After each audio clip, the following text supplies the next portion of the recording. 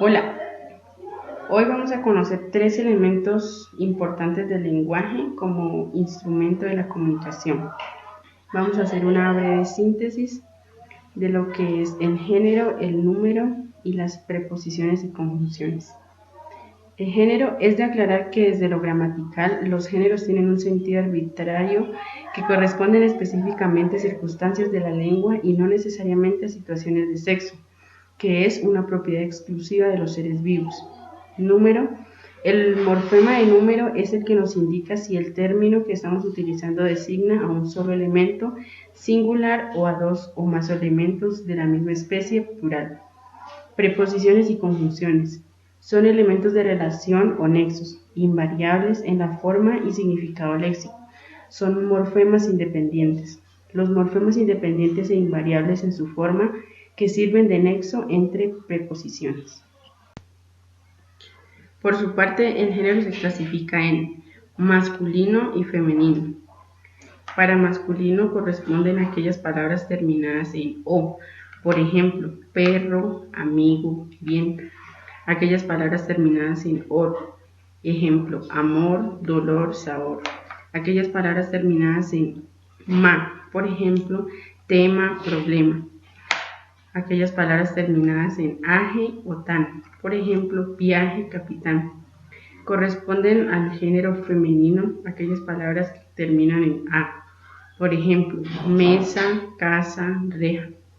Las palabras terminadas en dad, tad y ed, verdad, libertad, pared.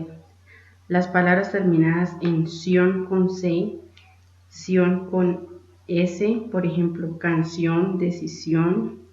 Otro ejemplo, razón, perdiz, honradez, excepto corazón. Las palabras terminadas en e, por ejemplo, torre, calle, clase. En esta tabla vamos a realizar una práctica teniendo en cuenta lo anteriormente explicado y basándonos en la terminación de las palabras y su clasificación en masculino o femenino. Recordemos que el número es aquel que hace referencia a uno o más objetos. Se clasifican en singular y en plural. Cuando la palabra termina en vocal no acentuada, para formar el plural se le agrega s. Ejemplo, libro, libros.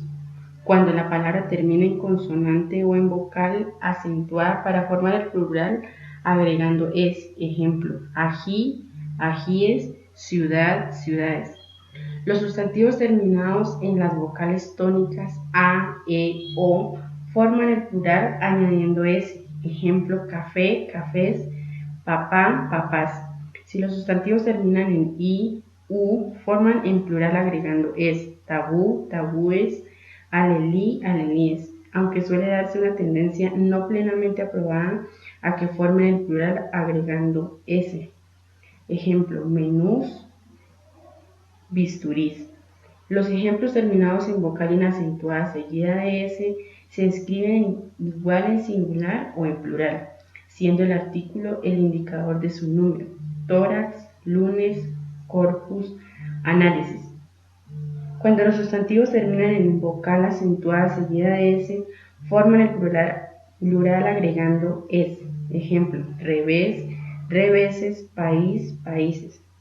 Se presentan casos de sustantivos que cambian de significado dependiendo de su flexión de números. Ejemplo, resto, restos, celo, celos. En general, las palabras compuestas que funcionan con una sola palabra forman el plural como si se tratara de palabras simples, solamente pluralizando el segundo componente. Ejemplo, bocacalle, bocacalles. Fotocopia, fotocopias. Si los sustantivos se escriben separados pero expresan una sola unidad léxica, solamente se marca el plural en el primer elemento. Ejemplo, años luz, hombres rana. En cuanto a los nombres propios, aunque en principio se considera que no tiene plural, llegan a formarlo cuando se asocian a dos nombres comunes siguiendo las reglas de estos últimos. Ejemplo, las Celestinas, los Don Juanes, los Quijotes.